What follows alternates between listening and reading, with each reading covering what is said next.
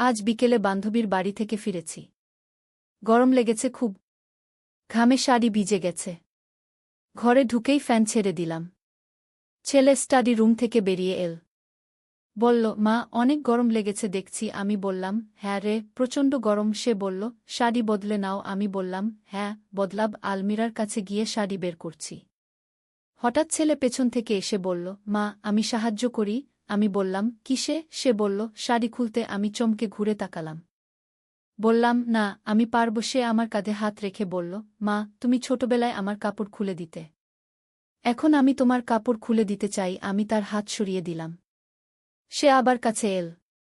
বলল, মা, আমি তোমার শরীর দেখতে চাই।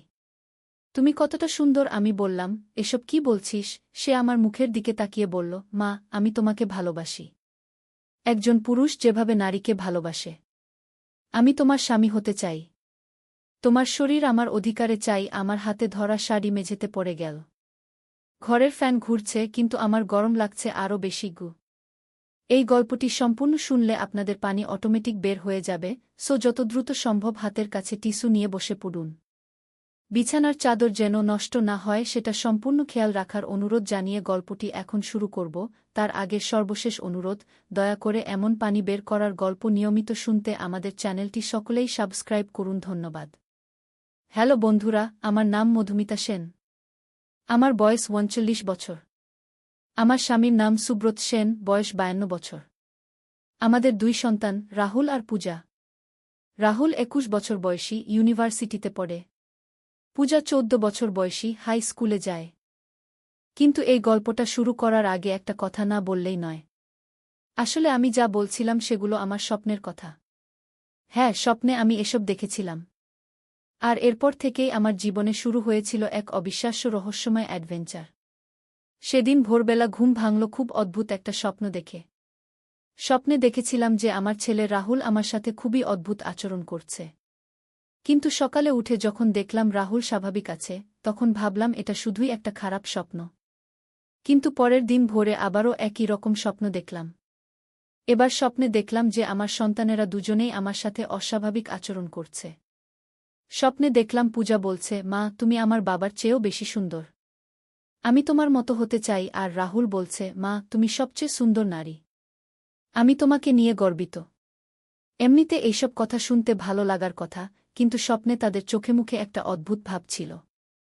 যেন তারা আমার সন্তান নয়, অন্য কেউ। তৃতীয় দিন সকালে ঘুম ভাঙার পর মনে হলো এই স্বপ্নগুলো কোনো সাধারণ স্বপ্ন নয়। এরপর থেকে আমি খেয়াল করতে শুরু করলাম আমার পরিবারের সবার আচরণে। প্রথম দিন যখন রাহুল কলেজ থেকে ফিরল, তখন দেখলাম সে আমার দিকে একটু বেশিই তাকিয়ে থাকে। আর পূজা যখন স্কুল থেকে এল, সেও আমার কাছে এসে বলল, মা, তুমি আজ খুব সুন্দর লাগছ। এমনি এমনি এইসব কথা বলা পূজার স্বভাব নয়। দুপুরে খাওয়ার সময় স্বামী সুব্রত বলল, মধুমিতা, তোমাকে কেমন যেন উজ্জ্বল লাগছে আজকাল। আমি বললাম, কী রকম? সে বলল, যেন তুমি আগের চেয়ে বেশি সুন্দর হয়ে উঠেছ। এইসব কথা শুনে আমার আরও সন্দেহ হল। কারণ এতদিন তো কেউ আমার এই বয়সে এমন কথা বলত না। হঠাৎ করে সবাই কেন এমন কথা বলছে? সন্ধ্যায় যখন পরিবারের সবাই একসাথে টিভি দেখছিলাম, তখন লক্ষ্য করলাম সবাই আমার দিকেই বেশি তাকিয়ে থাকে। টিভির দিকে তাকিয়ে থাকার চেয়ে আমার দিকেই বেশি নজর। রাতে ঘুমাতে যাওয়ার সময় মনে হলো হয়তো আমার মধ্যে সত্যিই কোনো পরিবর্তন এসেছে। আয়নার সামনে দাঁড়িয়ে নিজেকে দেখলাম। আসলেই মনে হলো যেন আমি আগের চেয়ে একটু বেশি উজ্জ্বল দেখাচ্ছি। পরের দিন সকালে উঠেই আবার সেই অদ্ভুত স্বপ্ন দেখলাম। এবার স্বপ্নে দেখলাম আমি একটা জঙ্গলে হাঁটছি। আর আমার পেছন পেছন আমার পুরো পরিবার হাঁটছে। কিন্তু তাদের চোখ জ্বলজ্বল করছে। যেন তারা কোনো জন্তুর মতো। জঙ্গলে হাঁটতে হাঁটতে হঠাৎ আমি একটা পুরনো মন্দির দেখতে পেলাম। মন্দিরের সামনে একজন সাধু বসে আছেন। সাধু আমাকে দেখে বললেন, মা, তুমি বিপদে আছ। তোমার পরিবারের উপর কোনো অন্ধকার শক্তি ভর করেছে। আমি অবাক হয়ে বললাম, কী রকম বিপদ? সাধু বললেন, তোমার পরিবারের সবাই তোমার প্রতি অস্বাভাবিক আকর্ষণ অনুভব করছে। এটা কোনো প্রাকৃতিক বিষয় নয়। এটা কোনো তান্ত্রিক শক্তির প্রভাব। আমি বললাম, তাহলে এর সমাধান কি? সাধু বললেন, তোমাকে একটা বিশেষ পূজা করতে হবে। আর সেই পূজার জন্য তোমাকে হিমালয়ের একটা বিশেষ স্থানে যেতে হবে। স্বপ্নেই আমি বললাম, কিন্তু আমি একা কিভাবে হিমালয়ে যাব? সাধু বললেন, তোমাকে একা যেতে হবে না। তোমার সাথে তোমার পরিবারও যাবে। কিন্তু সেখানে পৌঁছানোর আগে তোমাকে অনেক বাধা অতিক্রম করতে হবে। এরপর স্বপ্ন ভেঙে গেল। সকালে উঠে মনে হলো এই স্বপ্নটা অন্যগুলোর চেয়ে অনেক বেশি বাস্তব লাগছে। নাস্তার টেবিলে বসে যখন এইসব ভাবছিলাম, তখন রাহুল এসে বলল, মা, আজ আমার খুব ইচ্ছা করছে তোমার সাথে কোথাও ঘুরতে যেতে। আমি চমকে উঠলাম। কারণ রাহুল সাধারণত আমার সাথে ঘুরতে যেতে চায় না। পূজাও বলল, হ্যাঁ মা, আমারও ইচ্ছা করছে। চলো না, আমরা সবাই মিলে কোথাও বেড়াতে যাই। স্বামী সুব্রত বলল, হ্যাঁ, অনেকদিন পর পুরো পরিবার মিলে কোথাও যাওয়া হয়নি। আমার মনে পড়ল স্বপ্নের সাধুর কথা। উনি বলেছিলেন হিমালয় যেতে হবে। আমি বললাম, তাহলে চলো আমরা দার্জিলিং বা গ্যাংটক কোথাও যাই। সবাই খুশি হয়ে রাজি হয়ে গেল। এত সহজে রাজি হওয়াটাও আমার কাছে অস্বাভাবিক লাগল। কারণ সাধারণত ছুটির দিনে রাহুল বন্ধুদের সাথে থাকতে পছন্দ করে, পূজা পড়াশোনা নিয়ে ব্যস্ত থাকে, আর সুব্রত অফিসের কাজ নিয়ে মাথা ঘামায়। পরের দিনই আমরা দার্জিলিংয়ের উদ্দেশ্যে রওনা হলাম। ট্রেনে উঠার পর থেকেই অদ্ভুত কিছু ঘটনা ঘটতে শুরু করল। প্রথমে রাহুল আমার পাশের সিটে বসতে চাইল। পূজাও আমার কাছাকাছি বসতে চাইল। এমনকি সুব্রত আমার খুব কাছাকাছি বসে রইল। ট্রেনে খাওয়ার সময় সবাই আমার প্লেট থেকে খেতে চাইল। আমার গ্লাস থেকে পানি খেতে চাইল। এইসব আচরণ একদমই স্বাভাবিক নয়। রাতে ট্রেনে ঘুমাতে যাওয়ার সময় দেখলাম সবাই আমার বার্থের কাছাকাছি থাকতে চাইছে। রাহুল বলল, মা, আমি তোমার পাশের বার্থে ঘুমাব। পূজাও বলল, আমিও মায়ের কাছে থাকব। সুব্রত তো আমার সাথে একই বার্থে ঘুমাতে চাইছিল। সেই রাতে আবার সেই সাধুর স্বপ্ন দেখলাম। এবার সাধু বললেন, মা, তুমি সঠিক পথে এগিয়ে চলেছ। কিন্তু সাবধান। যত তুমি হিমালয়ের কাছাকাছি যাবে, তোমার পরিবারের উপর সেই অন্ধকার শক্তির প্রভাব তত বৃদ্ধি পাবে। আমি বললাম, তাহলে আমি কি করব? সাধু বললেন, তুমি ধৈর্য রাখ। দার্জিলিংয়ে পৌঁছানোর পর তুমি টাইগার হিল যাবে। সেখানে সূর্যোদয়ের সময় তুমি একটা বিশেষ মন্ত্র জপ করবে। আমি তোমাকে সেই মন্ত্র শিখিয়ে দিচ্ছি। সাধু আমাকে একটা মন্ত্র শিখিয়ে দিলেন। স্বপ্নেই আমি সেই মন্ত্র মুখস্থ করে ফেললাম। পরের দিন সকালে দার্জিলিংয়ে পৌঁছালাম। হোটেলে রুম নেওয়ার সময় দেখলাম সবাই এক রুমে থাকতে চাইছে। যদিও আমি আলাদা রুম নিয়েছিলাম রাহুল আর পূজার জন্য, কিন্তু তারা আমার রুমেই থাকতে চাইল। দুপুরে খাওয়ার পর যখন একটু বিশ্রাম নিচ্ছিলাম, তখন খেয়াল করলাম সবাই আমার দিকে এমনভাবে তাকিয়ে আছে যেন আমি কোনো দেবী। তাদের চোখে একটা অদ্ভুত মুগ্ধতার ভাব। সন্ধ্যায় মল রোডে বেড়াতে গেলাম। সেখানে গিয়েও দেখলাম আমার পরিবারের সবাই আমাকে ঘিরে রেখেছে। অন্য মানুষদের সাথে কথা বলতে চাইছে না। শুধু আমার সাথেই কথা বলতে চাইছে। একটা দোকানে চা খাওয়ার সময় দোকানদার বলল, আপনাদের পরিবারটা খুব সুন্দর। কিন্তু আপনার পরিবারের সবাই আপনাকে খুব ভালোবাসে মনে হচ্ছে। আমি বললাম, হ্যাঁ, আমরা খুব কাছাকাছি। দোকানদার বলল, কিন্তু এমন কাছাকাছি যে মনে হচ্ছে তারা আপনাকে ছাড়া একটি মুহূর্তও থাকতে পারবে না। দোকানদারের কথা শুনে আমার আরও সন্দেহ হল। আসলেই তো, তারা একটি মুহূর্তের জন্যও আমাকে একা ছাড়ছে না। সেই রাতে হোটেলে ঘুমাতে যাওয়ার আগে ভাবলাম কালকে ভোরবেলা টাইগার হিলে গিয়ে সাধুর বলা মন্ত্র জপ করব। দেখি কি হয়। রাতে আবার সেই সাধুর স্বপ্ন দেখলাম। এবার সাধু বললেন, মা, কাল তুমি যে মন্ত্র জপ করবে, সেটা করার সময় তোমার পরিবারের কেউ যেন তোমার কাছে না থাকে। তুমি একা একা জপ করবে। আমি বললাম, কিন্তু তারা তো আমাকে একা থাকতে দিচ্ছে না। সাধু বললেন, তুমি কোনো অজুহাত করে তাদের থেকে আলাদা হয়ে যাবে। এটা খুবই গুরুত্বপূর্ণ। ভোরবেলা ভোর ৫টার সময় সবাই যখন ঘুমিয়ে, তখন আমি চুপচাপ হোটেল থেকে বেরিয়ে টাইগার হিলের দিকে রওনা হলাম। একটা ট্যাক্সি নিয়ে সেখানে পৌঁছালাম। টাইগার হিলে গিয়ে দেখলাম অনেক পর্যটক সূর্যোদয় দেখার জন্য অপেক্ষা করছে। আমি একটা একপাশে নিভৃত জায়গা খুঁজে নিয়ে বসলাম। সূর্যোদয় শুরু হওয়ার সাথে সাথে আমি স্বপ্নে শেখা মন্ত্র জপ করতে শুরু করলাম। মন্ত্র জপ করার সাথে সাথে আমার মনে হলো যেন আমার চারপাশের পরিবেশ পাল্টে যাচ্ছে। হঠাৎ করে আমার মনে হলো যেন আমি কোনো দেবীর রূপ ধারণ করেছি। আমার শরীর থেকে একটা অদ্ভুত আলো বের হচ্ছে। আর সেই আলো দেখে আমার চারপাশের সব মানুষ আমার দিকে মুগ্ধ হয়ে তাকিয়ে আছে। কিন্তু এটা শুধুই আমার মনের ভুল ছিল। আসলে মন্ত্র জপ করার পর আমার মন অনেক শান্ত হয়ে গেল। আর আমার নিজের উপর আত্মবিশ্বাস বেড়ে গেল। সূর্যোদয় শেষ হওয়ার পর আমি হোটেলে ফিরে এলাম। দেখলাম সবাই উদ্বিগ্ন হয়ে আমার জন্য অপেক্ষা করছে। রাহুল বলল, মা, তুমি কোথায় গিয়েছিলে? আমাদের খুব চিন্তা হয়েছে। পূজা কাঁদতে কাঁদতে বলল, মা, আমার ভয় লেগেছিল যে তুমি আমাদের ছেড়ে চলে গেছ। সুব্রত বলল, মধুমিতা, আমাদের না বলে কোথাও যেও না। কিন্তু এবার আমার মনে হলো তাদের এই আচরণ আগের চেয়ে কিছুটা কমেছে। আগের মতো তীব্র নয়। দুপুরে খাওয়ার সময় দেখলাম তারা আর আমার প্লেট থেকে খেতে চাইছে না। আমার গ্লাস থেকে পানি খেতে চাইছে না। তাদের আচরণ স্বাভাবিক হয়ে আসছে। বিকেলে দার্জিলিং শহর ঘুরতে বেরিয়ে দেখলাম তারা আর আমাকে ঘিরে রাখছে না। স্বাধীনভাবে ঘুরে বেড়াচ্ছে। অন্য মানুষদের সাথেও কথা বলছে। সন্ধ্যায় চায়ের দোকানে বসে ভাবলাম, হয়তো সাধুর দেওয়া মন্ত্র কাজ করেছে। হয়তো আমার পরিবারের উপর থেকে সেই অন্ধকার শক্তির প্রভাব কমে গেছে। সেই রাতে আবার সাধুর স্বপ্ন দেখলাম। সাধু বললেন, মা, তুমি সফল হয়েছ। তোমার পরিবারের উপর থেকে সেই নেতিবাচক প্রভাব অনেকটাই কমে গেছে। কিন্তু এটা সম্পূর্ণভাবে শেষ হয়নি। আমি বললাম, তাহলে এখন কি করব? সাধু বললেন, এখন তোমাকে আরও একটা কাজ করতে হবে। তোমার পরিবারের প্রত্যেকের সাথে আলাদা আলাদা কথা বলতে হবে। তাদের মনের কথা জানতে হবে। তাহলে তুমি বুঝতে পারবে যে আসলে কি ঘটেছিল। পরের দিন সকালে প্রথমে রাহুলের সাথে একা কথা বললাম। রাহুল বলল, মা, গত কয়েকদিন আমার খুব অদ্ভুত লাগছিল। মনে হচ্ছিল যেন তুমি কোনো পরী। তোমার দিকে তাকিয়ে থাকতে ইচ্ছা করত। তোমার কাছে থাকতে চাইতাম সব সময়। আমি বললাম, এখন কেমন লাগছে? রাহুল বলল, এখন অনেক ভালো। এখন তুমি আমার মা। আর আমি তোমার ছেলে। সব স্বাভাবিক। তারপর পূজার সাথে কথা বললাম। পূজাও একই রকম কথা বলল।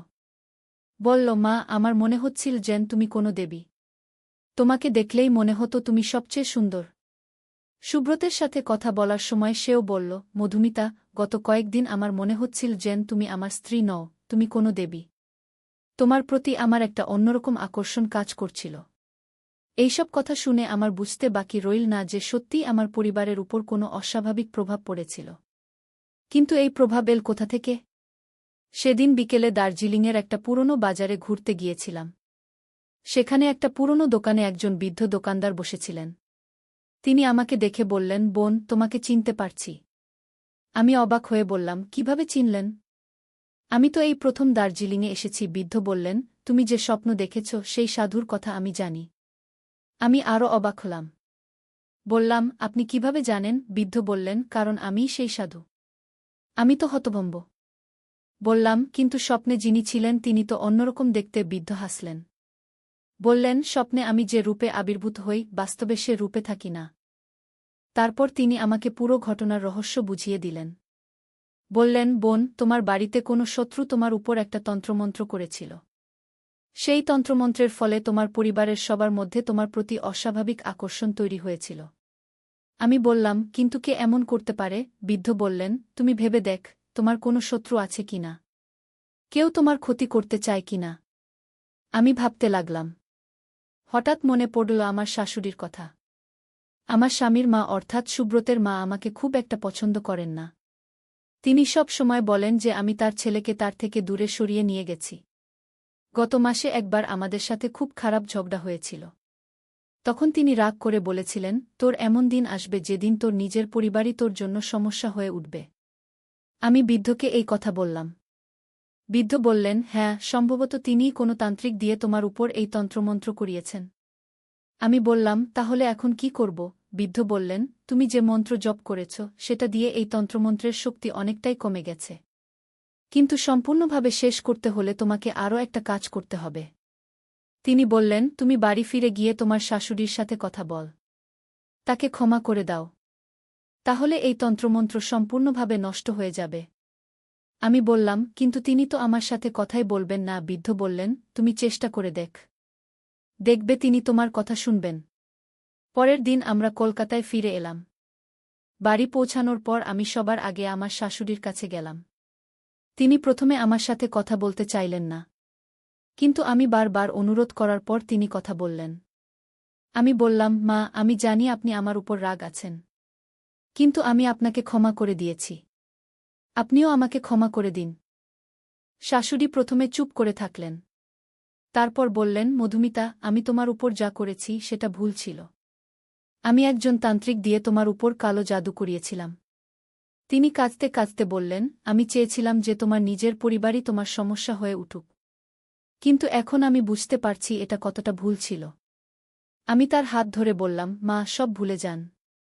আমি আপনাকে ক্ষমা করে দিয়েছি। শাশুড়ি বললেন, কিন্তু আমার করা তন্ত্রমন্ত্র এখনও কাজ করছে। এটা বন্ধ করতে হবে। আমি বললাম, সেটা নিয়ে চিন্তা করবেন না। আমি সেটার ব্যবস্থা করে নিয়েছি। সেদিন রাতে আবার সেই বৃদ্ধ সাধুর স্বপ্ন দেখলাম। তিনি বললেন, বোন, তুমি ঠিক কাজটা করেছ। তোমার শাশুড়ি অনুতপ্ত হয়েছেন। এবার তন্ত্রমন্ত্রের সব প্রভাব শেষ হয়ে যাবে। আমি বললাম, কিন্তু আমার পরিবার কি আবার স্বাভাবিক হয়ে যাবে? সাধু বললেন, হ্যাঁ, তারা আবার স্বাভাবিক হয়ে যাবে। কিন্তু এই ঘটনার কারণে তোমাদের পরিবারের মধ্যে আরও ভালোবাসা তৈরি হয়েছে। পরের দিন সকালে দেখলাম আসলেই সবাই স্বাভাবিক হয়ে গেছে। রাহুল আবার তার বন্ধুদের নিয়ে ব্যস্ত হয়ে পড়েছে। পূজা তার পড়াশোনা নিয়ে মনোযোগী হয়েছে। সুব্রত অফিসের কাজে মন দিয়েছে। কিন্তু একটা বিষয় লক্ষ্য করলাম। তারা সবাই আগের চেয়ে আমাকে বেশি সম্মান করে। আগের চেয়ে বেশি যত্ন নেয়। যদিও সেই অস্বাভাবিক আকর্ষণ আর নেই, কিন্তু একটা গভীর ভালোবাসা তৈরি হয়েছে। রাহুল এখন আমার সাথে বেশি কথা বলে। নিজের সমস্যার কথা বলে। পূজাও আমার সাথে অনেক খোলামেলা হয়ে গেছে। সুব্রত আগের চেয়ে বেশি আমার মতামত নেয়। আমার শাশুড়িও এখন আমার সাথে খুব ভালো ব্যবহার করেন। তিনি প্রায়ই আমার কাছে এসে বসেন। গল্প করেন। রান্নাবান্নার কথা বলেন। কয়েক সপ্তাহ পর আমি আবার সেই বৃদ্ধ সাধুর স্বপ্ন দেখলাম। তিনি বললেন, বোন, তুমি এই পরীক্ষা উত্তীর্ণ হয়েছ। তন্ত্রমন্ত্রের মতো নেতিবাচক শক্তিও কখনো কখনো পরিবারের মধ্যে ভালোবাসা বৃদ্ধি করতে পারে। আমি বললাম, এই ঘটনা থেকে আমি কি শিক্ষা নিব? সাধু বললেন, শিক্ষা হল, যে কোনো সমস্যার সমাধান রাগ বা প্রতিশোধ নিয়ে নয়, ক্ষমা আর ভালোবাসা দিয়ে। তিনি আরও বললেন, আর তুমি দেখলে যে স্বপ্ন কত শক্তিশালী। স্বপ্নের মাধ্যমে আমি তোমাকে সাহায্য করতে পেরেছি। আমি বললাম, আপনি আসলে কে? সাধু বললেন, আমি একজন সাধারণ মানুষ। তবে আমার এই ক্ষমতা আছে যে আমি মানুষের স্বপ্নে গিয়ে তাদের সাহায্য করতে পারি। তিনি বললেন, তোমার মতো অনেক মানুষ আছে যারা বিভিন্ন অন্ধকার শক্তির শিকার হয়। আমি তাদের স্বপ্নের মাধ্যমে সাহায্য করি। এরপর থেকে আর সেই সাধুর স্বপ্ন দেখিনি। কিন্তু আমার জীবনে যে শান্তি নেমে এসেছে সেটা অপরূপ। আজকে এই গল্প বলার পর অনেকেই ভাবতে পারেন যে এই ঘটনা কি সত্যি ঘটেছিল, নাকি এটা আমার কল্পনা। আমি বলবো, বাস্তব জীবনে অনেক রহস্যময় ঘটনা ঘটে যা আমরা সহজে ব্যাখ্যা করতে পারি না। কিন্তু একটা কথা নিশ্চিত, আমার পরিবার এখন আগের চেয়ে অনেক সুখী। আমরা একে অপরকে বুঝতে পারি। একে অপরের প্রতি শ্রদ্ধাশীল। সেই দার্জিলিং ভ্রমণের পর থেকে আমরা প্রতি বছর একসাথে কোথাও না কোথাও বেড়াতে যাই। সেই ভ্রমণগুলোতে আর কোনো অস্বাভাবিক ঘটনা ঘটে না। শুধু পারিবারিক আনন্দ আর ভালোবাসা। রাহুল এখন বিশ্ববিদ্যালয়ে ভালো ফলাফল করছে। তার ভবিষ্যৎ নিয়ে পরিকল্পনা করছে। পূজাও স্কুলে খুব ভালো করছে। সে চায় বড় হয়ে ডাক্তার হতে। সুব্রতের অফিসেও প্রমোশন হয়েছে। তার সাথে আমার সম্পর্ক আগের চেয়ে আরও গভীর হয়েছে। আমরা একসাথে বসে ভবিষ্যতের পরিকল্পনা করি। আর আমার শাশুড়ি এখন আমার সবচেয়ে কাছের মানুষ। তিনি আমাকে মেয়ের মতো ভালোবাসেন। আমিও তাকে মায়ের মতো শ্রদ্ধা করি। এই গল্পের মাধ্যমে আমি যেটা বুঝেছি সেটা হলো, জীবনে যত বড় সংকটই আসুক না কেন, ধৈর্য আর ভালোবাসা দিয়ে সব সমাধান করা যায়। রাগ বা প্রতিশোধ কখনোই কোনো সমস্যার সমাধান নয়। আর সবচেয়ে বড় কথা হলো, পরিবার হলো আমাদের সবচেয়ে বড় শক্তি। যত দূরেই থাকি না কেন, যত ব্যস্ত থাকি না কেন, পরিবারের সাথে সময় কাটানো খুবই গুরুত্বপূর্ণ। তাই বন্ধুরা, আজকের এই গল্প থেকে আমরা শিখতে পারি যে জীবনে অনেক অদ্ভুত ঘটনা ঘটতে পারে। কিন্তু সেসব ঘটনার মুখোমুখি হওয়ার জন্য আমাদের মানসিক শক্তি থাকতে হবে। আর সবচেয়ে বড় কথা, আমাদের পরিবারের সাথে থাকতে হবে। এই গল্পটি শেষ করার আগে একটি কথা বলতে চাই। অনেকেই হয়তো ভাবছেন এই গল্পে যে তান্ত্রিক শক্তির কথা বলা হয়েছে সেগুলো কি সত্যি? আমি বলবো, পৃথিবীতে অনেক রহস্যময় বিষয় আছে যা আমরা সহজে বুঝতে পারি না। কিন্তু সেগুলোর থেকে বাঁচার উপায় হল নিজেকে মানসিকভাবে শক্তিশালী রাখা। আর সবচেয়ে বড় কথা, কারো ক্ষতি করার জন্য কখনোই এইসব তন্ত্রমন্ত্রের আশ্রয় নেওয়া উচিত নয়। কারণ এইসব নেতিবাচক কাজ শেষ পর্যন্ত নিজেরই ক্ষতি করে। তো বন্ধুরা, আজকের মতো এই পর্যন্তই। আশা করি এই গল্পটি আপনাদের ভালো লেগেছে। আর এই গল্প থেকে আপনারাও কিছু শিক্ষা নিতে পেরেছেন। আমার পরিবারের এই অভিজ্ঞতা আপনাদের সাথে শেয়ার করতে পেরে আমি খুশি। আশা করি আপনাদের জীবনেও এমন সুন্দর পারিবারিক বন্ধন থাকবে। আর যদি কখনো জীবনে কোনো অদ্ভুত বা রহস্যময় ঘটনার মুখোমুখি হন, তাহলে ধৈর্য হারাবেন না। ভালোবাসা আর ক্ষমার শক্তি দিয়ে সব কিছুর সমাধান করার চেষ্টা করবেন। ধন্যবাদ সবাইকে এই গল্প শোনার জন্য। আশা করি আবার আমাদের সাথে থাকবেন নতুন কোনো রোমাঞ্চকর গল্প শুনতে। একদিন আলী সাহেব সোহেলের অফিসে এলেন। সোহেল তাকে দেখে অবাক হয়ে গেল। স্যার, আপনি এখানে? হ্যাঁ সোহেল, তোমার অফিস একবার দেখতে চাইলাম। খুব সুন্দর হয়েছে গু। আলী সাহেব পুরো অফিস ঘুরে দেখলেন, কর্মচারীদের সাথে কথা বললেন। তারপর সোহেলের রুমে এসে বসলেন। সোহেল, তুমি অনেক দূর এসেছ। মনে আছে 7 বছর আগে তুমি যখন আমার অফিসে প্রথম এসেছিলে চা বানানোর কাজ করতে? হ্যাঁ স্যার, সব মনে আছে ইউ। আমি গর্বিত যে আমি তোমাকে একটা সুযোগ দিয়েছিলাম, আর তুমি সেই সুযোগকে কাজে লাগিয়েছ। জানো সফলতার মূল সূত্র কি? কি স্যার? কঠোর পরিশ্রম, সততা আর হাল না ছাড়া। তোমার মধ্যে এই 3টা গুণই আছে গু। সোহেল চোখে জল নিয়ে বলল, আপনি না থাকলে আজ আমি এখানে পৌঁছাতে পারতাম না স্যার। না সোহেল, আমি শুধু একটা দরজা খুলে দিয়েছিলাম। ভেতরে ঢুকে পথ তৈরি করেছ তুমি নিজে গু। আলী সাহেব চলে যাওয়ার আগে বললেন, আমার একটা বড় প্রজেক্ট আছে, একটা 20 ফ্লোর বিজনেস টাওয়ার। আমি চাই তুমি এই প্রজেক্টে আমার সাথে পার্টনার হও। 50-50 রাজি? সোহেল অবাক হয়ে গেল। এত বড় প্রজেক্ট? স্যার, আমার কি যথেষ্ট সামর্থ্য আছে? আছে, আমি বিশ্বাস করি সোহেল রাজি হয়ে গেল। এটা তার জীবনের সবচেয়ে বড় প্রজেক্ট হবে। 50 অধ্যায়, বড় চ্যালেঞ্জ। 20 ফ্লোর বিজনেস টাওয়ারের কাজ শুরু হল। এটা সোহেলের জীবনের সবচেয়ে বড় চ্যালেঞ্জ। প্রজেক্টের বাজেট প্রায় 10 করোড় টাকা। সোহেলকে 5 করোড় টাকা ইনভেস্ট করতে হবে। সোহেল তার সব সঞ্চয়ে, ব্যাংক লোন আর কিছু ইনভেস্টর থেকে টাকা জোগাড় করল। এটা একটা বিশাল ঝুঁকি। যদি প্রজেক্ট ব্যর্থ হয়, সব শেষ। মিনা চিন্তিত ছিল। সোহেল, এত বড় ঝুঁকি নেওয়া ঠিক হবে? মিনা, জীবনে বড় কিছু করতে হলে ঝুঁকি নিতে হয়। আমি এই সুযোগ হাতছাড়া করতে চাই না গিয়ে।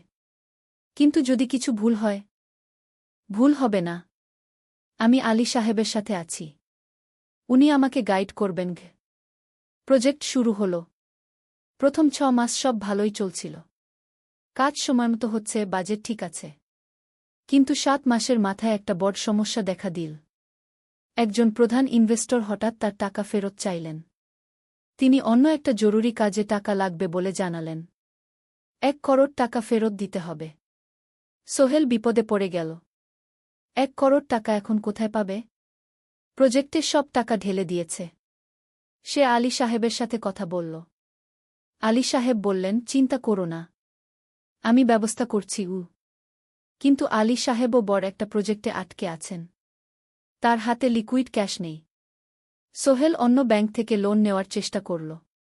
কিন্তু ব্যাংক বলল, ইতিমধ্যে তার অনেক লোন আছে, নতুন লোন দিতে পারবে না।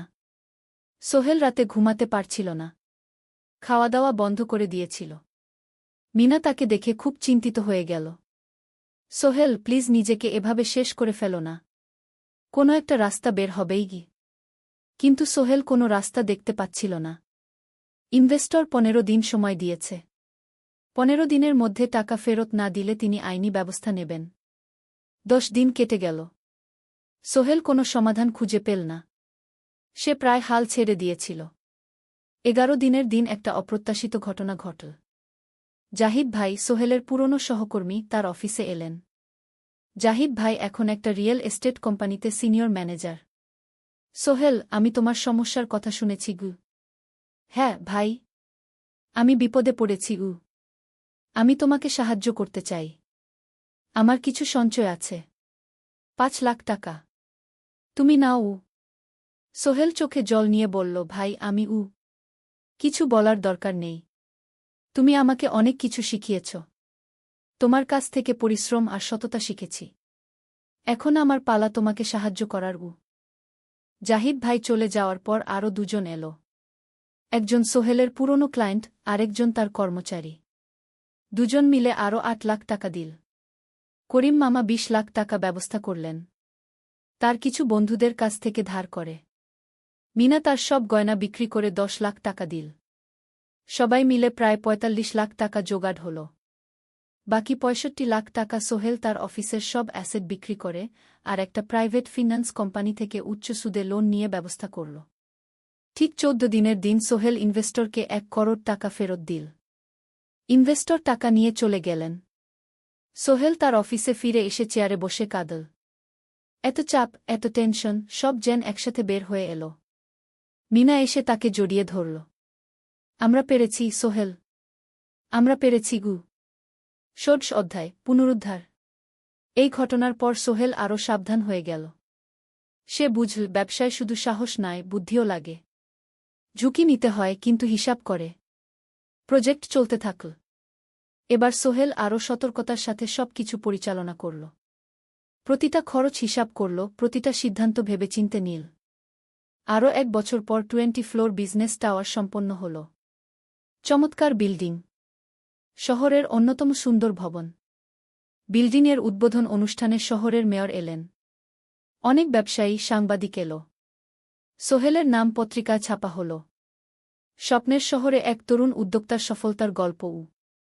প্রজেক্ট থেকে সোহেলের লাভ হল প্রায় ২ করোড় টাকা। এই টাকা দিয়ে সে সব ঋণ শোধ করল। জাহিদ ভাইয়ের টাকা ফেরত দিল। করিম মামার ঋণ শোধ করল। যারা সাহায্য করেছিল সবাইকে টাকা ফেরত দিল। মিনার জন্য নতুন গয়না কিনল, আরও সুন্দর। তার মাকে গ্রামে একটা নতুন পাকা বাড়ি বানিয়ে দিল। মা কাঁদতে কাঁদতে বললেন, তোর বাবা বেঁচে থাকলে কত খুশি হতো। তুই আমার সব স্বপ্ন পূরণ করেছিস গে। সোহেল নিজেদের জন্য একটা ফ্ল্যাট কিনল। ৪ রুমের ফ্ল্যাট, সমুদ্রের কাছে। এখন আর ভাড়া বাড়িতে থাকতে হয় না। সপ্তদশ অধ্যায় প্রতিদান। সোহেল এখন একজন প্রতিষ্ঠিত উদ্যোক্তা। কিন্তু সে তার শেখ ভোলেনি। যে গ্রাম থেকে সে এসেছে, যারা তাকে সাহায্য করেছে, কাউকেই ভোলেনি। সে তার গ্রামে একটা স্কুল বানিয়ে দিল। সোহেল ফাউন্ডেশন স্কুল কো গরিব ছেলেমেয়েরা ফ্রিতে পড়তে পারবে। ভালো শিক্ষক নিযোগ দিল। ভালো পড়াশোনার ব্যবস্থা করল। শহরে একটা ফ্রি মেডিকেল ক্লিনিক খুলল। গরিব মানুষরা ফ্রিতে চিকিৎসা পাবে। প্রতি বছর ১০ জন মেধাবী কিন্তু গরিব ছাত্রছাত্রীকে স্কলারশিপ দেওয়া শুরু করল। তারা বিনামূল্যে পড়াশোনা করতে পারবে। একদিন একটা টিভি চ্যানেল সোহেলের ইন্টারভিউ নিতে এল। আপনার সফলতার গোপন সূত্র কি? সোহেল একটু ভেবে বলল, কঠোর পরিশ্রম, সততা আর হাল না ছাড়া। এই ৩টা জিনিস যদি কারো মধ্যে থাকে, সে যে কোনো কিছু অর্জন করতে পারে। আর সবচেয়ে বড় কথা, যারা আমাকে সাহায্য করেছে তাদের ছাড়া আমি কিছুই না। একা কেউ সফল হতে পারে না গি। আপনার পরবর্তী স্বপ্ন কি? আমি চাই আরও মানুষকে সাহায্য করতে। আমার মতো যারা গ্রাম থেকে শহরে আসে তাদের জন্য একটা ট্রেনিং সেন্টার খুলব। তারা সেখানে বিভিন্ন স্কিল শিখতে পারবে, চাকরি পাবে, নিজের পায়ে দাঁড়াতে পারবে গু। অষ্টাদশ অধ্যায় নতুন প্রজন্ম। আরও ৫ বছর কেটে গেল। সোহেল এখন ৪৫ বছরের। তার মেয়ে সারা এখন ৯ বছরের। স্কুলে ক্লাস 4-এ পড়ে। খুব মেধাবী মেয়ে। একদিন সারা বাবাকে জিজ্ঞেস করল, বাবা, তুমি কিভাবে এত বড় হলে? আমার বন্ধুরা বলে তুমি একজন সফল মানুষ গো। সোহেল তাকে কোলে নিয়ে বসল। বাবা, তুমি জানো তোমার দাদু ছিলেন একজন স্কুল শিক্ষক। খুব সৎ মানুষ। কিন্তু আমরা গরিব ছিলাম। আমি রিকশা চালাতাম গো। রিকশা? সত্যি? হ্যাঁ।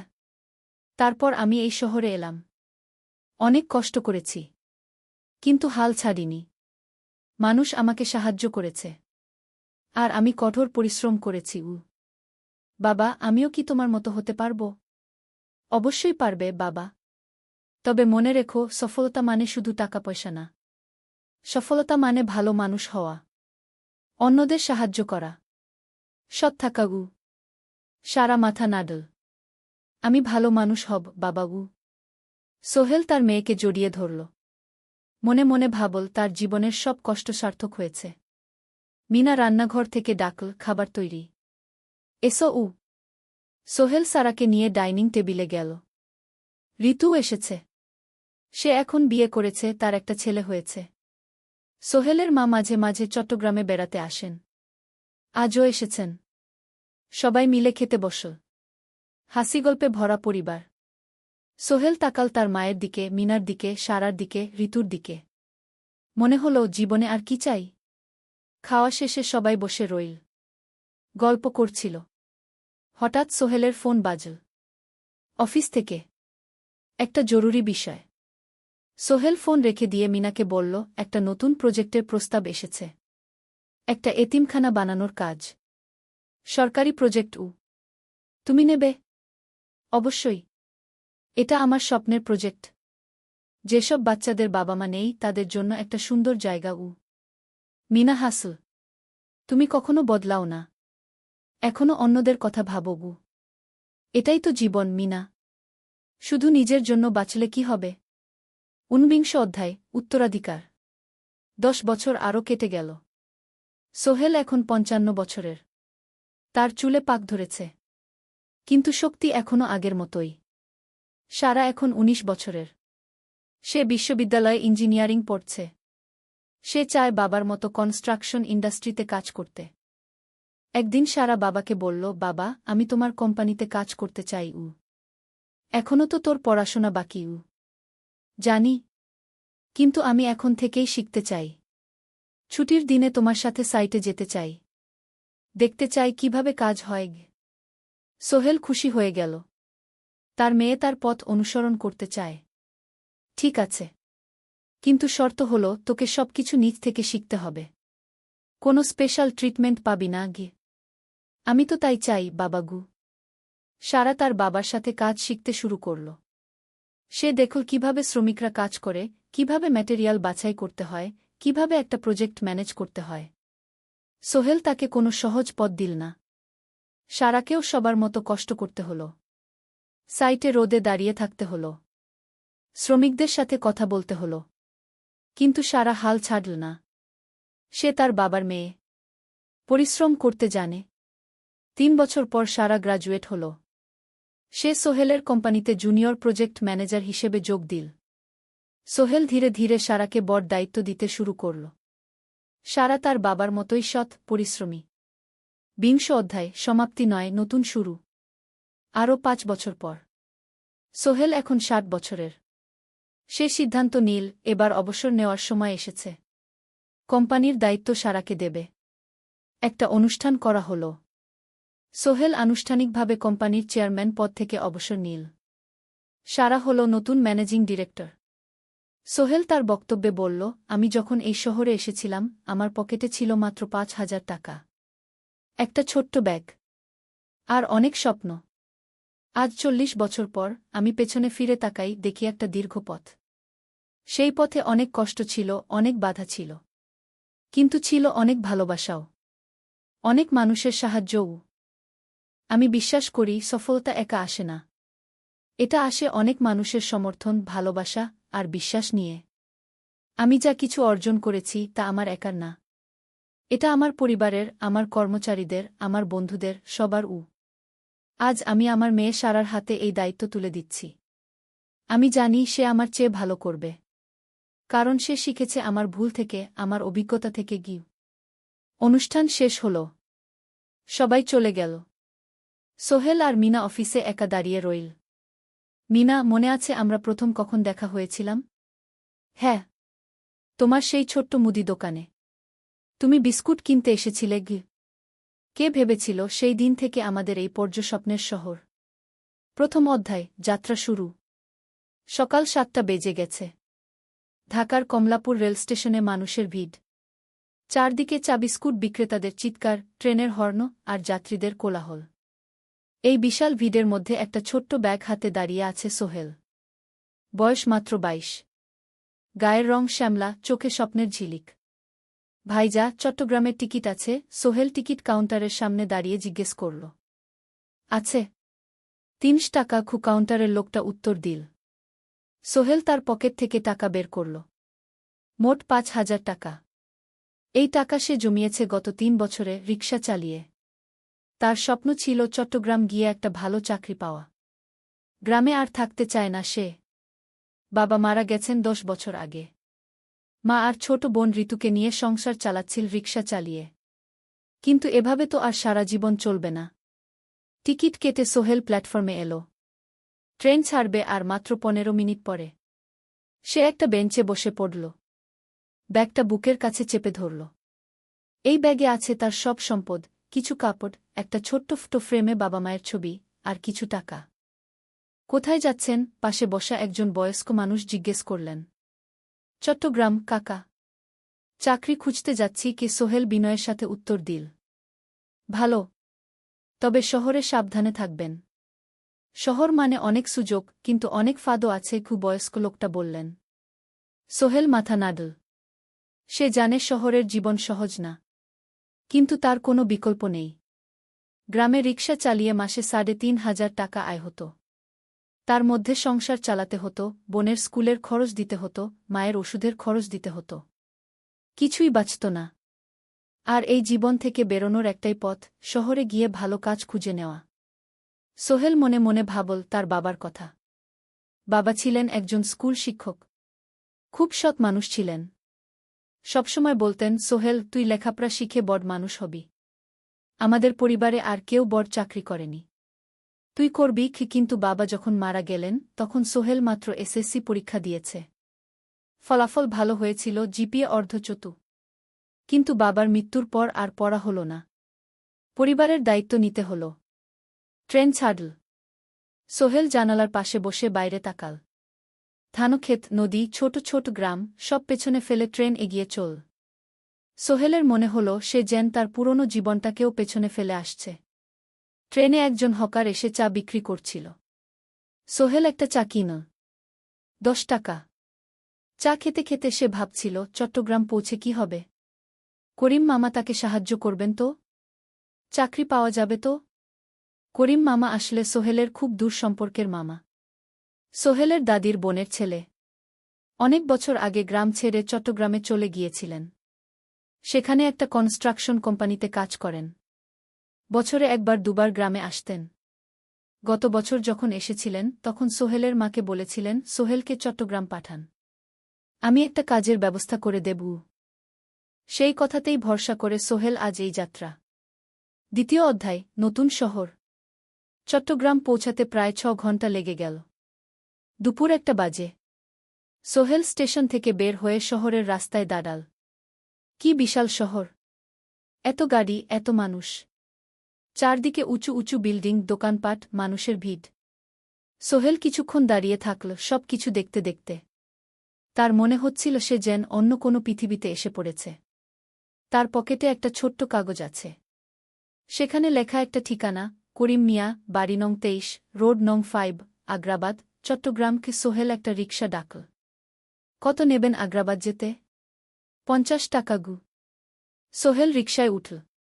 রাস্তার দুধারে দোকান, মার্কেট, অফিস, সব কিছু দেখতে দেখতে সে অবাক হয়ে গেল। এত বড় শহর, এত কিছু! গ্রামের সেই ছোট্ট বাজারের সাথে কোনো তুলনাই হয় না। প্রায় আধা ঘণ্টা পর রিকশা একটা পুরনো বাড়ির সামনে থামল। 3 তলা বাড়ি, কিন্তু রং উঠে গেছে। সিঁড়ি দিয়ে উঠে 3য় তলায় করিম মামার ফ্ল্যাটে নক করল। দরজা খুলল এক মধ্যবয়সী মহিলা। কে? আসসালামু আলাইকুম, আপা। আমি সোহেল। নোয়াখালীর গ্রাম থেকে এসেছি। করিম মামা বাড়িতে আছেন? মহিলা তাকে মাথা থেকে পা পর্যন্ত দেখল। করিম তো অফিসে গেছে। তুমি কে? কোথা থেকে এসেছ? সোহেল সব খুলে বলল। মহিলা তাকে ভেতরে ঢুকতে দিল। বসো। করিম সন্ধ্যায় ফিরবে গু। ফ্ল্যাটটা ছোট। 2টো রুম, একটা ছোট্ট রান্নাঘর, আর একটা বাথরুম। কিন্তু সোহেলের কাছে খুব সুন্দর লাগল। গ্রামের সেই টিনের ঘরের চেয়ে তো অনেক ভালো। মহিলা তার নাম জানাল, সালমা। করিম মামার স্ত্রী। তাদের 2টো ছেলে, একজন ক্লাস 8-এ পড়ে, আরেকজন ক্লাস 5-এ। খেয়েছ? সালমা আপা জিজ্ঞেস করল। না আপা গু। অপেক্ষা করো।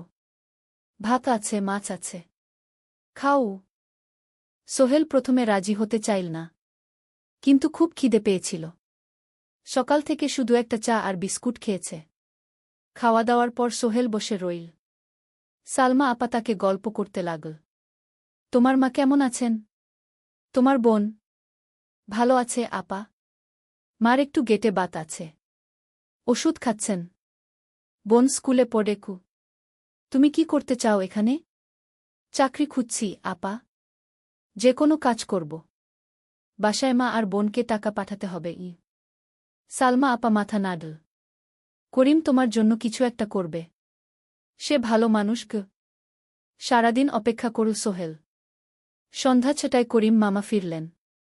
50-এর কাছাকাছি বয়স, কালো রঙের প্যান্ট শার্ট পরা, হাতে একটা ব্যাগ। আরে সোহেল, কবে এলি? করিম মামা খুশি হয়ে বললেন। আজ সকালে মামা গু। করিম মামা তাকে জড়িয়ে ধরলেন। অনেকদিন পর দেখলাম। কেমন আছিস? ভালো আছি মামা গি। ভালো করেছিস এসে। এখানে অনেক সুযোগ আছে। তোর জন্য একটা কাজের ব্যবস্থা করে দেব। তবে প্রথমে কয়েকদিন এখানে থাক। শহরটা একটু চিনে নে। তারপর কাজে যোগ দিবি। সোহেলের মনে আসার আলো জ্বল। সে ভাবল হয়তো তার ভাগ্য এবার পাল্টাবে। 3য় অধ্যায়, প্রথম চাকরি। 1 সপ্তাহ পরে করিম মামা সোহেলকে তার কোম্পানিতে নিয়ে গেলেন। কোম্পানির নাম আলামিন কনস্ট্রাকশন। অফিসটা শহরের কেন্দ্রে 5 তলা একটা বিল্ডিংয়ের দোতলায়। মালিক আলী সাহেব। 50-এর কাছাকাছি বয়স, মোটা চেহারা, চোখে সোনার ফ্রেমের চশমা। বড়লোক মানুষ, কিন্তু খুব কড়া। এই ছেলেটাকে কি কাজে লাগাবেন? আলী সাহেব করিম মামাকে জিজ্ঞেস করলেন। স্যার, ও আমার আত্মীয়। গ্রাম থেকে এসেছে। খুব পরিশ্রমী। যে কোনো কাজে লাগাতে পারেন। আলী সাহেব সোহেলের দিকে তাকালেন। তুমি কি পড়েছ? Sir, SSC pass. জিপিএ অর্ধচতু। হুম। ভালো। কম্পিউটার চালাতে পারো? না স্যার, পারি না। কিন্তু শিখতে চাই। আলী সাহেব একটু ভাবলেন। ঠিক আছে। তোমাকে অফিসের কাজে রাখব। ফাইল গুছানো, চা বানানো, কাগজপত্র নিয়ে যাওয়া না, এসব। মাসে 5,000 টাকা। রাজি আছো? জি স্যার। সোহেল খুশি হয়ে গেল। 5,000 টাকা। রিকশা চালিয়ে 3,500 পেত। এখানে 5,000। কাজ শুরু হলো পরদিন থেকে। সকাল 8টায় অফিসে যেতে হয়, ফিরতে হয় সন্ধ্যা 7টায়। প্রথম দিন সোহেল ঘুম থেকে উঠল ভোর 5টায়। তৈরি হয়ে 7:30টায় অফিসের উদ্দেশ্যে বের হল। করিম মামার বাড়ি থেকে অফিস প্রায় 5 কিলোমিটার। বাসে যেতে হয়। অফিসে পৌঁছে সোহেল দেখল সেই প্রথম আলী সাহেব এখনও আসেননি। অফিস খোলা ছিল না। 8-10 মিনিট পর একজন লোক এসে অফিস খুল। তুমি নতুন? জি। আমি সোহেল। আমি জাহিদ, অ্যাসিস্ট্যান্ট ম্যানেজার। এসো।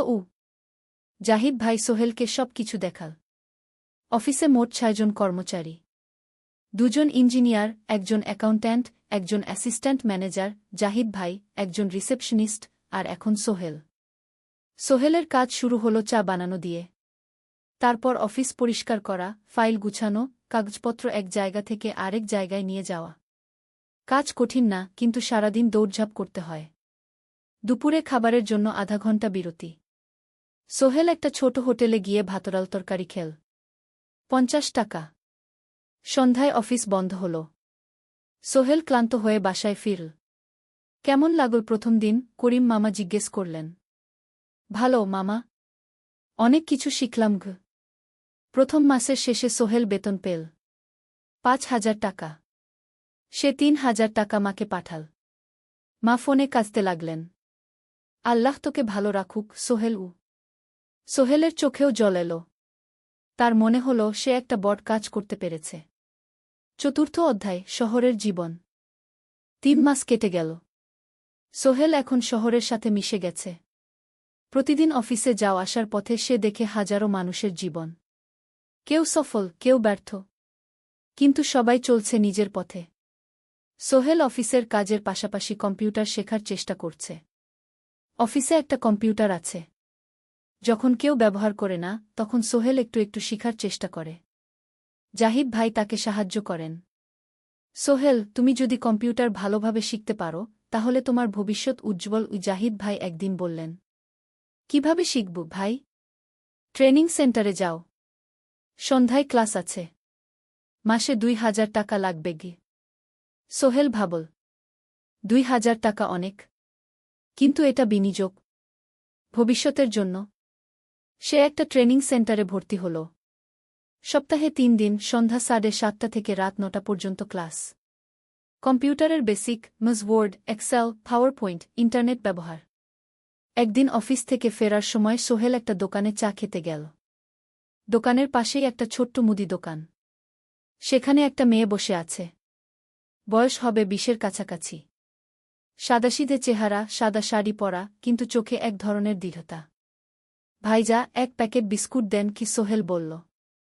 মেয়েটা বিস্কুট দিল। ২০ টাকা। সোহেল টাকা দিয়ে যাচ্ছিল, হঠাৎ মেয়েটা বলল, আপনি নতুন এসেছেন এই এলাকায়, তাই না? হ্যাঁ। ৩ মাস হল। কিভাবে বুঝলেন? আপনার চেহারা দেখেই বোঝা যায়। এখনও গ্রামের ছোঁয়া আছে। আর আপনি প্রতিদিন এই পথ দিয়ে যান। দেখেছি কি? মেয়েটা হাসল। সোহেলও হেসে ফেল। আপনি খুব পর্যবেক্ষক মনে হচ্ছে গি। জীবনে অনেক কিছু দেখেছি। তাই মানুষকে চিনতে শিখেছি গি। আপনার নাম? মিনা। এই দোকান আমার বাবার। উনি অসুস্থ, তাই আমি দেখছি গু। সেদিন থেকে সোহেল প্রায়ই সেই দোকানে যেতে শুরু করল। মিনার সাথে গল্প করত। ধীরে ধীরে তাদের মধ্যে একটা বন্ধুত্ব তৈরি হল। মিনাও তার জীবনের গল্প বলল। মিনার মা মারা গেছেন যখন সে মাত্র ৭ বছরের। বাবা আব্দুল হামিদ একা হাতে মিনাকে বড় করেছেন। মুদি দোকান দিয়ে সংসার চালান। মিনা কলেজে পড়ে, অনার্স সেকেন্ড ইয়ার।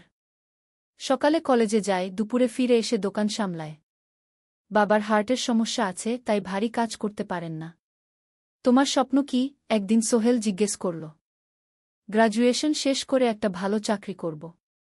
তারপর বাবাকে ভালো চিকিৎসা করাব। তুমি? আমিও চাকরি করে পরিবারকে ভালোভাবে দেখভাল করতে চাই। মা আর বোনকে নিয়ে শহরে আনব একদিন গু। দুজনেই নিজেদের স্বপ্নের কথা বলতে গিয়ে বুঝল তাদের স্বপ্ন অনেকটা একই রকম। ৫ম অধ্যায়, বিপদ। ৬ মাস কেটে গেল। সোহেল এখন আলী সাহেবের খুব প্রিয় কর্মচারী। সে শুধু চা বিস্কুট দেওয়ার কাজই করে না, এখন কম্পিউটারেও কিছু কাজ শিখেছে। ছোটখাটো টাইপিং, ডেটা এন্ট্রি এসব করতে পারে। আলী সাহেব খুশি হয়ে তার বেতন বাড়িয়ে ৮,০০০ টাকা করে দিয়েছেন। একদিন রাতে সোহেল অফিস থেকে ফিরছিল। সেদিন একটু দেরি হয়ে গেছে। রাত প্রায় ৯টা। সাধারণত সোহেল সন্ধ্যা ৭:৩০টায় ফিরে। কিন্তু সেদিন অফিসে একটা জরুরি কাজ ছিল। বাস থেকে নেমে সোহেল বাড়ির দিকে হাঁটছিল। হঠাৎ একটা অন্ধকার গলিতে ৩ জন লোক তাকে ঘিরে ধরল। তাদের চেহারা দেখেই বোঝা যাচ্ছিল ভালো উদ্দেশ্য নিয়ে আসেনি। টাকা দে তাড়াতাড়ি, একজন বলল। তার হাতে একটা ছুরি। সোহেল ভয় পেয়ে গেল। ভাই, আমার কাছে খুব কম টাকা আছে গি। যা আছে দে। তাড়াতাড়ি করো। সোহেল কাঁপতে কাঁপতে তার পকেট থেকে ৫ টাকা বের করে দিল। এই টাকা দিয়ে সে বাজার করবে ভেবেছিল। কিন্তু ছিনতাইকারীরা সন্তুষ্ট হল না। শুধু ৫ টাকা? তোর ব্যাগে কি আছে? তারা সোহেলের ব্যাগ কেড়ে নিল। ব্যাগে ছিল তার মোবাইল, কম্পিউটার ট্রেনিং সেন্টারের সার্টিফিকেট আর কিছু গুরুত্বপূর্ণ কাগজপত্র। না ভাই, ব্যাগটা ফেরত দেন। ওতে আমার জরুরি জিনিস আছে। মোবাইল নিয়ে নেন, কিন্তু ব্যাগটা দেন গু। কিন্তু ওরা শুনল না। একজন সোহেলকে জোরে ধাক্কা দিল। সোহেল পড়ে গেল। মাথা রাস্তার কংক্রিটে ধাক্কা লেগে গেল। রক্ত বের হল। ৩ জন দৌড়ে পালিয়ে গেল। কিছুক্ষণ সোহেল অজ্ঞান হয়ে পড়ে রইল। তারপর ধীরে ধীরে জ্ঞান ফিরল। মাথায় প্রচণ্ড ব্যথা। সে উঠে দাঁড়ানোর চেষ্টা করল, কিন্তু মাথা ঘুরছিল। কোনোমতে একটা দেয়াল ধরে দাঁড়াল। একজন পথচারী তাকে দেখে থামল। কি হয়েছে ভাই? ছিনতাই হয়েছে গি? এসো, আমি তোমাকে হাসপাতালে নিয়ে যাই। কিন্তু সোহেল রাজি হল না। না, ঠিক আছি। বাড়ি যেতে পারব। সে কোনোমতে করিম মামার বাড়িতে পৌঁছাল। দরজা খুলেই সালমা আপা চিৎকার করে উঠলেন। ও আল্লাহ! কি হয়েছে? করিম মামা দৌড়ে এলেন। সোহেলকে ভেতরে নিয়ে গেলেন। তার মাথায় জল ঢেলে রক্ত পরিষ্কার করলেন। ক্ষতটা বেশ গভীর। হাসপাতালে যেতে হবে কি? করিম মামা বললেন। তারা একটা অটোরিকশা নিয়ে নিকটস্থ হাসপাতালে গেলেন। ডাক্তার সোহেলের মাথায় 3টা সেলাই দিলেন। বলল, 1 সপ্তাহ বিশ্রাম নিতে হবে। কোনো ভারী কাজ করা যাবে না। হাসপাতাল থেকে ফিরে সোহেল শুয়ে রইল। তার মনে হচ্ছিল সবকিছু শেষ হয়ে গেছে। মোবাইল চলে গেছে, গুরুত্বপূর্ণ কাগজপত্র চলে গেছে। এখন 1 সপ্তাহ অফিস করতে পারবে না। পরদিন সকালে করিম মামা আলী সাহেবকে ফোন করে সব জানালেন। আলী সাহেব বললেন, ঠিক আছে, সোহেল ভালো হয়ে এলে আসবে, চিন্তার কিছু নেই গি। মিনা যখন এই খবর শুনল, সে সন্ধ্যায় সোহেলকে দেখতে এল করিম মামার বাড়িতে। সাথে এনেছিল কিছু ফল। কি হয়েছিল? মিনা চিন্তিত গলায় জিজ্ঞেস করল। সোহেল সব বলল। মিনা রেগে গেল। এই শহরে এখন অনেক অপরাধ বেড়ে গেছে। পুলিশ কিছু করে না। তুমি পুলিশে রিপোর্ট করেছ? না, লাভ নেই। তবুও করা উচিত। তোমার মোবাইলটা হয়তো খুঁজে পাওয়া যাবে গি। করিম মামা সোহেলকে নিয়ে পুলিশ স্টেশনে গেলেন। জেনারেল ডায়েরি করলেন। কিন্তু পুলিশ খুব একটা আশা দিল না। দেখি কিছু করা যায় কিনা গু। সোহেল বুঝল মোবাইল আর ফিরবে না। সেই 1 সপ্তাহ সোহেলের জীবনের সবচেয়ে কঠিন সময় ছিল। সে শুধু শারীরিকভাবেই ক্ষতিগ্রস্ত হয়নি, মানসিকভাবেও ভেঙে পড়েছিল। প্রতিরাতে দুঃস্বপ্ন দেখত। সেই 3 জন ছিনতাইকারীর মুখ ভুলতে পারছিল না। মিনা প্রায় প্রতিদিন আসত। তাকে সাহস দিত। তুমি হাল ছেড়ো না সোহেল। জীবনে এরকম খারাপ সময় আসে। কিন্তু এটা কাটিয়ে ওঠাই হলো আসল বীরত্ব। সোহেলের মা গ্রাম থেকে ফোন করতেন। করিম মামার মোবাইল থেকে। তুই ভালো আছিস তো? সোহেল মাকে সব সত্যি বলেনি।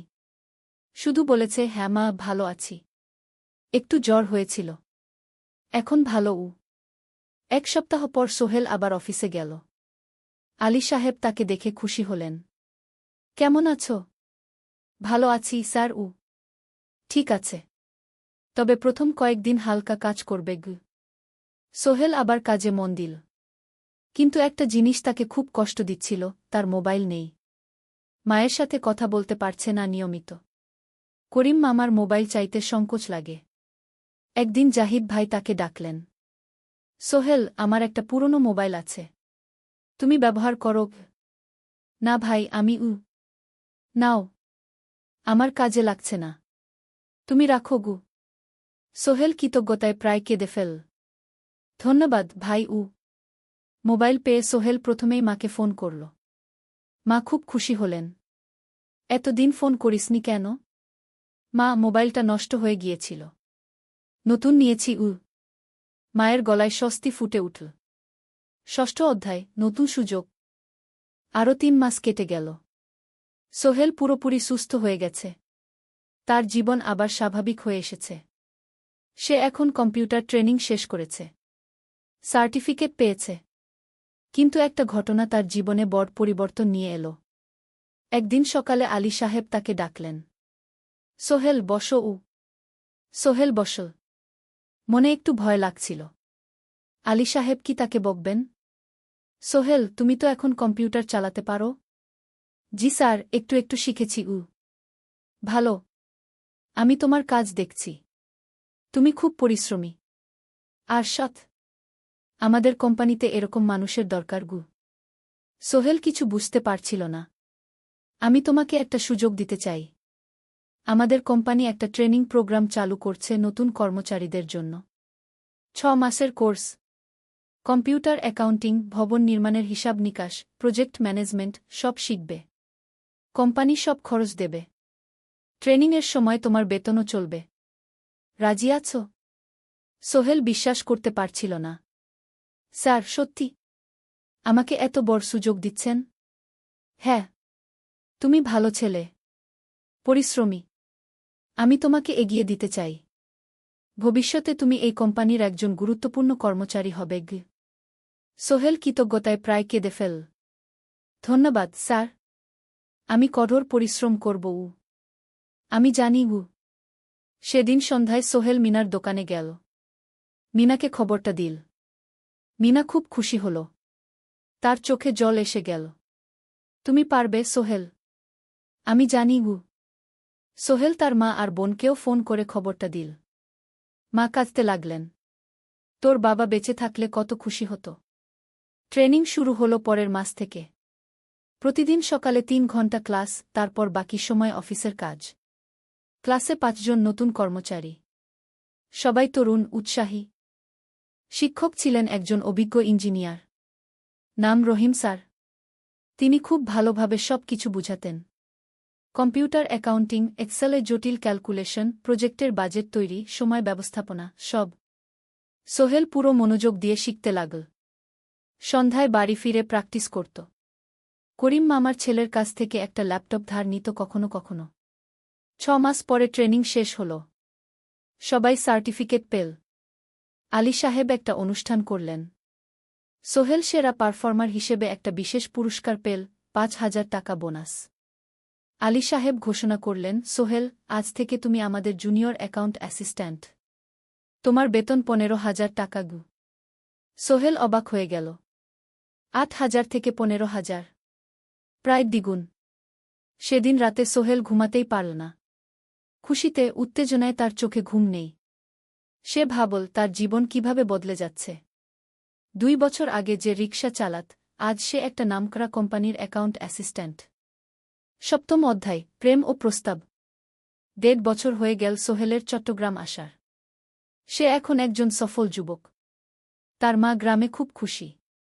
প্রতি মাসে সোহেল 10,000 টাকা পাঠায়। ছোট বোন ঋতু এখন কলেজে ভর্তি হয়েছে সোহেলের পাঠানো টাকায়। মায়ের চিকিৎসাও ভালোভাবে হচ্ছে। মিনার সাথে সোহেলের সম্পর্ক এখন আর শুধু বন্ধুত্ব নয়। দুজন দুজনকে ভালোবাসে। কিন্তু কেউ কাউকে সরাসরি বলার সাহস পায়নি। প্রতিদিন দেখা হয়, গল্প হয়, কিন্তু সেই একটা কথা বলা হয়ে ওঠে না। একদিন শুক্রবার ছুটির দিন। সোহেল মিনাকে বলল, আজ কি একটু ঘুরতে যাবে? কোথায়? পতেঙ্গা বিচ। তুমি কি কখনো গেছ? না। কিন্তু আমার দোকান গু। শুক্রবার। তোমার বাবা সামলাবে গু। মিনা রাজি হয়ে গেল। দুপুরে দুজনে বাস নিয়ে পতেঙ্গা গেল। সমুদ্র দেখে মিনা অবাক হয়ে গেল। কি সুন্দর। দুজনে বালিতে বসল। ঢেউয়ের শব্দ শুনতে শুনতে গল্প করছিল। হঠাৎ সোহেল বলল, মিনা, তোমার সাথে কিছু বলার ছিল। বলো।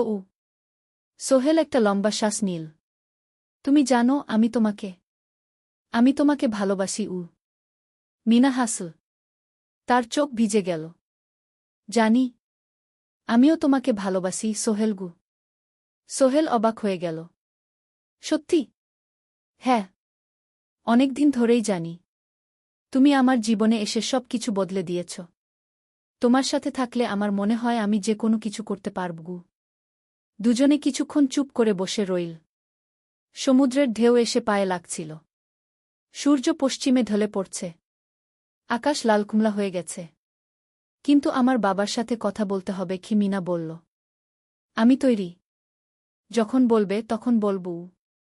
পরের সপ্তাহে সোহেল মিনার বাবার সাথে কথা বলল। আব্দুল হামিদ সাহেব প্রথমে একটু দ্বিধা করলেন। তুমি কোনো পরিবারের ছেলে? তোমার বাবা কি করতেন? সোহেল সব সত্যি বলল। তার বাবা ছিলেন স্কুল শিক্ষক। মারা গেছেন 10 বছর আগে। মা গ্রামে থাকেন। ছোট বোন কলেজে পড়ে। তুমি নিজে কি করো? আমি আলামিন কনস্ট্রাকশন কোম্পানিতে জুনিয়র অ্যাকাউন্ট অ্যাসিস্ট্যান্ট। মাসে 15,000 টাকা বেতন। আব্দুল হামিদ সাহেব ভাবলেন। তারপর বললেন, দেখো, মিনা আমার একমাত্র সন্তান। তার মা নেই। আমি একা তাকে বড় করেছি। আমি চাই মিনা একজন ভালো ছেলের সাথে বিয়ে হোক। তুমি দেখতে ভালো ছেলে মনে হচ্ছে। কিন্তু আমাকে তোমার মায়ের সাথে দেখা করতে হবে। তোমার পরিবারকে জানতে হবে। জি আঙ্কেল। আমি ব্যবস্থা করছি। সোহেল খুশিতে আটখানা। সে সেদিন রাতেই তার মাকে ফোন করল। মাকে সব বলল। মা প্রথমে অবাক হলেন। তারপর খুশি হলেন। মিনা মেয়েটা কেমন? খুব ভালো, মা। তুমি দেখলে পছন্দ করবে। ঠিক আছে। আমি আর ঋতু আসছি চট্টগ্রাম। 2 সপ্তাহ পর সোহেলের মা আর বোন চট্টগ্রাম এল। সোহেল তাদের নিয়ে মিনার বাড়িতে গেল। 2 পরিবার একসাথে বসল। মিনার বাবা সোহেলের মাকে দেখে খুশি হলেন। সোহেলের মা সহজ সরল ভদ্রমহিলা। আপনার ছেলে খুব ভালো। মিনা তাকে পছন্দ করে। আমিও রাজি গো, আব্দুল হামিদ সাহেব বললেন। আমার সোহেল সৎ ছেলে, মিনাকে খুব ভালোবাসে। আমি জানি ও মিনাকে সুখে রাখবে কি, সোহেলের মা বললেন। বিয়ের তারিখ ঠিক হল 3 মাস পর। এই 3 মাসে সোহেল যথেষ্ট টাকা জমাবে। বিয়ে হবে সাদামাটা কিন্তু সুন্দর। 8ম অধ্যায়, নতুন পথ। 3 মাস কেটে গেল দ্রুত। সোহেল প্রতিদিন কঠোর পরিশ্রম করছিল। অফিসে তার কাজের প্রশংসা হচ্ছে।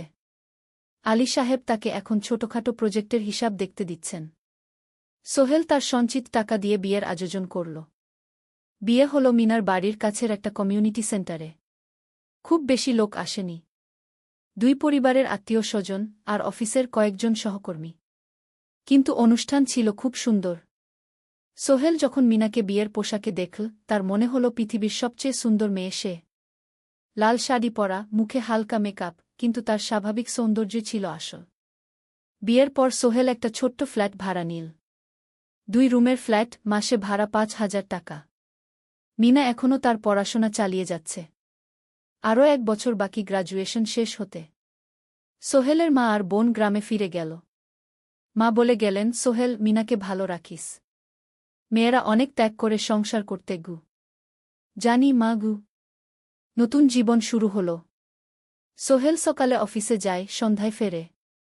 মিনা সকালে কলেজে যায়, দুপুরে ফিরে রান্না করে, ঘর গোছায়। সন্ধ্যায় দুজনে একসাথে বসে পড়াশোনা করে, গল্প করে, টিভি দেখে। জীবন সুন্দর ছিল। কিন্তু চ্যালেঞ্জও ছিল। মাসিক খরচ, ভাড়া 5,000, বাজার 3,000, বিদ্যুৎ গ্যাস 1,000, মায়ের জন্য 5,000, মিনার কলেজের খরচ 1,200। মোট প্রায় 14,000 টাকা। বাঁচত মাত্র 1,000 খানেক। কিন্তু সোহেল হাল ছাড়ল না। সে সন্ধ্যায় একটা কম্পিউটার ট্রেনিং সেন্টারে পার্ট টাইম পড়ানো শুরু করল। সপ্তাহে 3 দিন 2 ঘন্টা করে। এতে মাসে আরও 3,000 টাকা আসতে লাগল। মিনাও বসে থাকল না। সে বাড়িতে বসে কয়েকজন স্কুলের ছাত্রছাত্রীকে টিউশন পড়াতে শুরু করল। মাসে 2,000 টাকা আয়। এভাবে কেটে গেল 6 মাস। দুজন মিলে পরিবার চালাচ্ছে, স্বপ্ন দেখছে। একদিন সোহেল বলল, মিনা, আমি একটা নতুন স্বপ্ন দেখছি গু।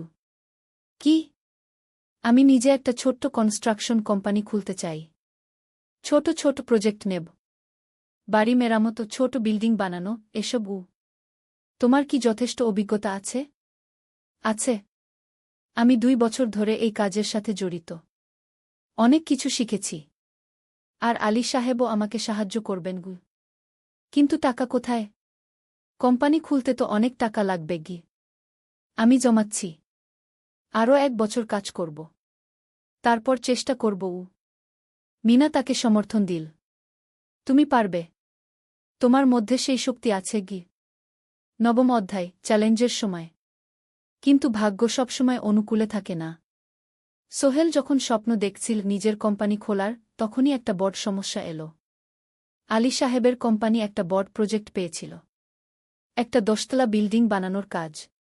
কিন্তু প্রজেক্টের প্রধান ইনভেস্টর হঠাৎ পালিয়ে গেল। তিনি কোম্পানির কাছ থেকে প্রায় 50 লাখ টাকা নিয়ে গেছেন, কিন্তু কাজ শেষ হয়নি। কোম্পানি বড় ক্ষতির মুখে পড়ল।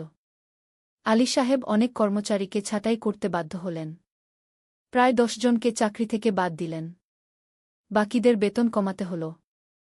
সোহেলকে আলী সাহেব ডেকে বললেন, সোহেল, আমি তোমাকে রাখতে চাই। তুমি বিশ্বস্ত কর্মচারী। কিন্তু তোমার বেতন কমাতে হবে। 15,000 থেকে 10,000। সোহেল মনে মনে চিন্তায় পড়ে গেল।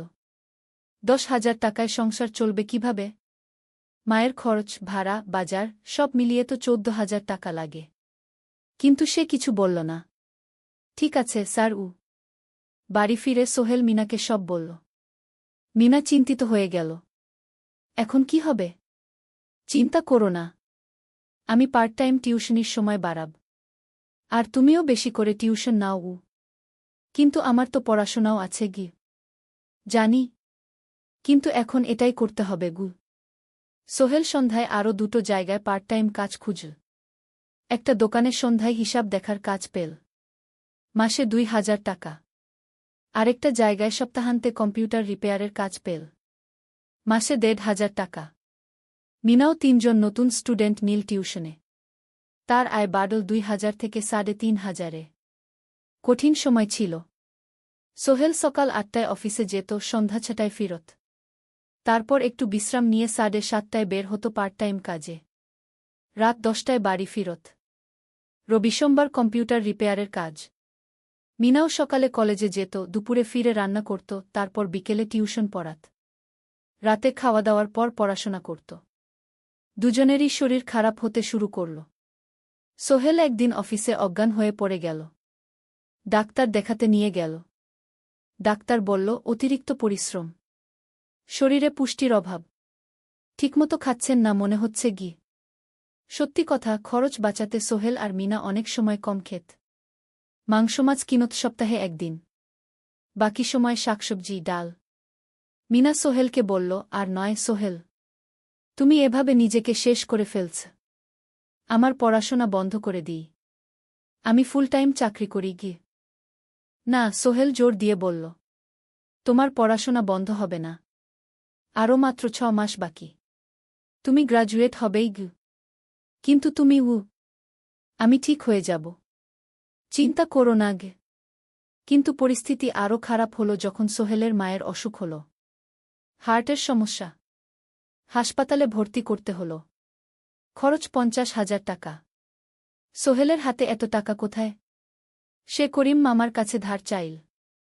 করিম মামা ২০,০০০ টাকা দিলেন। বাকি ৩০,০০০ টাকা সোহেল একটা এনজিও থেকে ঋণ নিল। সুদের হার মাসে ২%। মায়ের চিকিৎসা হল, তিনি সুস্থ হয়ে গেলেন। কিন্তু সোহেল এখন ঋণের বোঝায় পড়ে গেল।